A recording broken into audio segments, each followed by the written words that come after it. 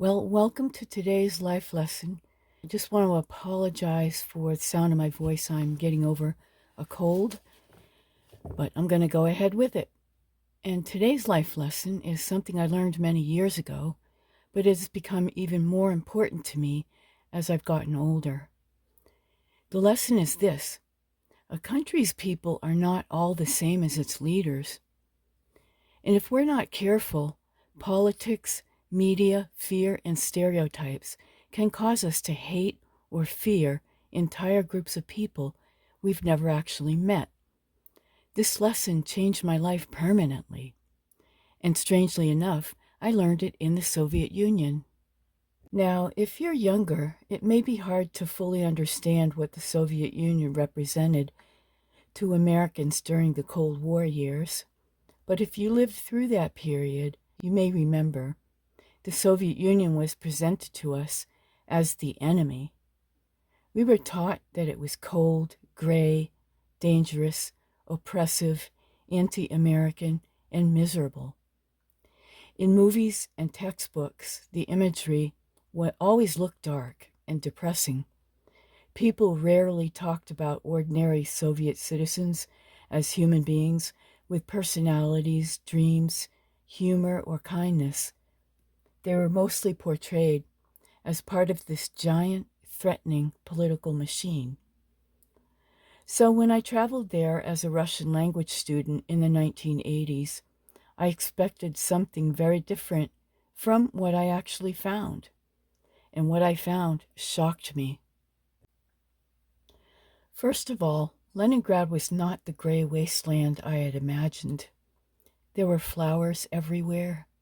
Buildings were painted light blue, yellow, pink, and some cream colors. Yes, there was some gray too, but the city itself felt far more colorful and alive than what I had seen in American portrayals. I remember noticing immediately that reality was more complicated than propaganda. And that realization only deepened the longer I stayed there. One thing I noticed right away was how differently people interacted socially.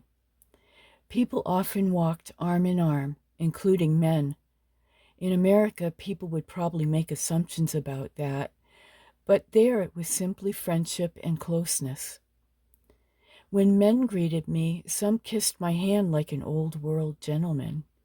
I had thought that was just something French people did in the movies. People were warm, curious, and interested, not in politics, but in me, and that surprised me too. Americans were often taught that Soviet citizens were obsessed with ideology and anti-American beliefs, but the people I met mostly wanted to know ordinary things. What kind of house did I live in? What car did I drive? What was American life really like? They wanted me to draw pictures of my home. They wanted to know what stores looked like. They were fascinated by ordinary American products because many things we took for granted were unavailable there. At one point, someone offered me $200 for my Levi's jeans because American goods were rare and valuable on the black market. Of course, I didn't go for it. I knew better than to get involved in that. And honestly, one of the most unforgettable moments involved something we would now consider almost primitive technology. I brought a Polaroid camera with me. And you know, the kind that when you take the picture, it pops out the bottom. Well, when the photo came out and developed in front of their eyes, people were absolutely amazed. Today, with smartphones and instant phones everywhere, it sounds funny, but at that time, it felt almost magical to them. People even offered to pay me to take pictures of them, but I did it for free because I could see how much joy it brought them.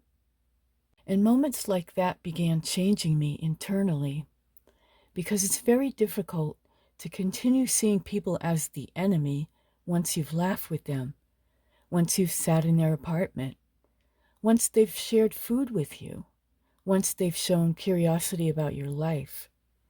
That's when propaganda starts breaking down, Now, I want to be very clear about something because nuance matters.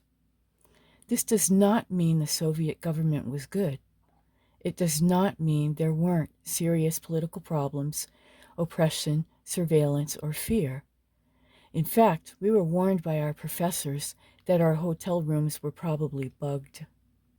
Each hotel floor had a woman sitting at a desk called a dozhornaya, and students were told they might be gathering information about foreigners. There was communist propaganda on top of buildings, lettering saying things like, "Workers of the world, unite." There were shortages everywhere, and you would see people lining up for goods. They wouldn't know what they were lining up for, but that was okay. They could just ask the next person in line. And the conversation usually went, "What are we lining up for?" And the next person would say, "I don't know, but whatever it is, we don't have it at home." And people would laugh and they would just line up for anything, even toilet paper. And so people lived in very small apartments. Most people didn't own cars or homes. They got around on trolleys, buses, and taxis, pretty much. And so they didn't own cars, they didn't own homes, and many families had little countryside cottages called dachas where they grew vegetables to supplement their food. There were even outdoor toilets that were literally just holes in the ground.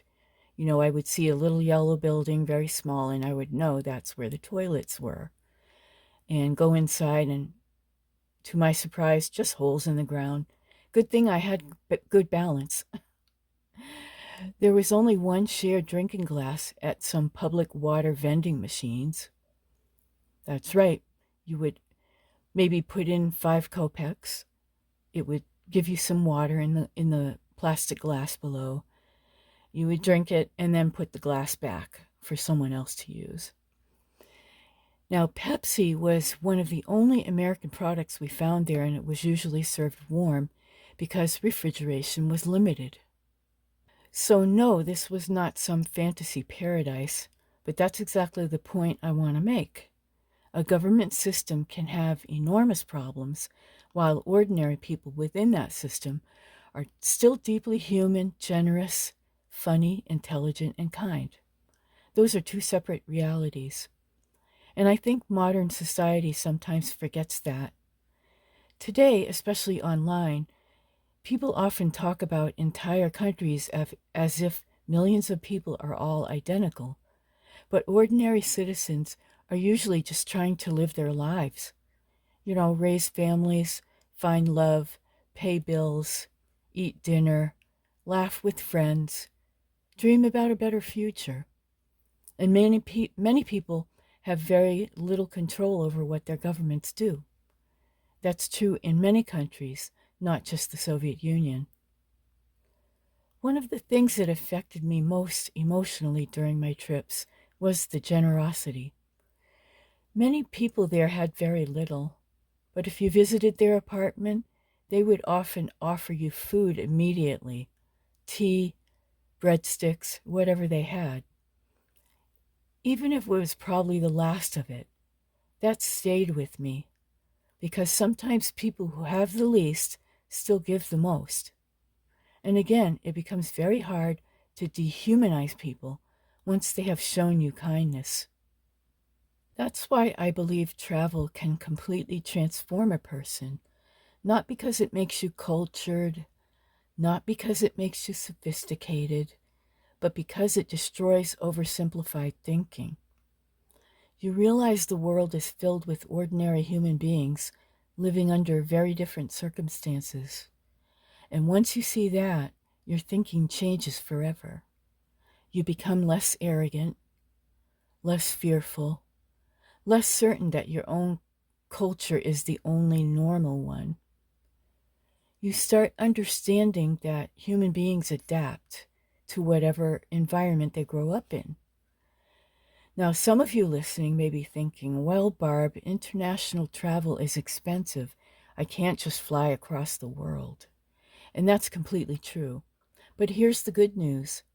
You do not have to leave the country to meet people from other cultures. One of the best ways to do this and I know this because I worked in the field of linguistics and ESL. One of the best ways is volunteering with English language learners. Now, many adult education centers have ESL programs, and you should check it out in your town or nearby town or city.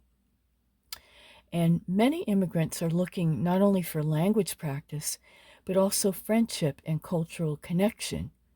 They get a culture shock when they come over here, some of them, and they need a little bit of help. And maybe you could be that help. You may meet people from Ukraine, China, Colombia, Somalia, Syria, Vietnam, Russia, India, and dozens of other places. And once you actually talk to people, once you hear their stories, once you hear about what they left behind, once they tell you what confused them about America, or what surprised them, or what they miss from home, your world gets bigger, and your fear usually gets smaller. You also begin realizing something very important. Every culture has strengths and weaknesses. America has strengths. America also has problems. And other countries have strengths too. One of the healthiest things we can do as human beings is learn from one another instead of immediately judging one another. I also think friendships across cultures help us become more grateful. When you meet people who grew up with shortages, censorship, war, instability, corruption, or poverty, you sometimes appreciate things you previously took for granted. At the same time, they may admire strengths in you that you don't even notice because they seem ordinary to you. That mutual exchange is valuable. And honestly, I think the world desperately needs more of this right now. We are living in a time where outrage spreads faster than understanding. Algorithms reward division, fear gets clicks, anger gets attention, and it becomes very easy to reduce entire nations to the headlines. But headlines are not human beings. Governments are not entire populations. And if we completely lose the ability to see individual humanity inside political systems, we become colder ourselves. I often think back to my younger self arriving in Leningrad expecting the enemy, and instead finding flowers, music, curiosity, hospitality, tiny apartments filled with conversation, people wanting photographs, people asking about American life, people sharing what little food they had. And honestly, that experience changed me permanently. The Soviet Union did not teach me to love communism. It taught me something much more important. It taught me to separate governments from ordinary people. It taught me that fear shrinks when human connection grows. And it taught me that once you truly meet people, it becomes much harder to hate them. So maybe that's today's life lesson. The world becomes less frightening when strangers become human beings. So before we end today's episode, I want to leave you with a journal question to think about this week. Think of a country you've always been curious about. What images or ideas immediately come to mind when you think about the people there? And how much of that comes from personal experience versus media, politics, movies, or stereotypes? And that's it for today's lesson. Thank you so much for listening. And if this episode made you think about someone from another culture who changed your perspective, I'd love to hear about it in the comments. This has been the Self-Help FAQ podcast with Barb, and I'll see you in the next episode.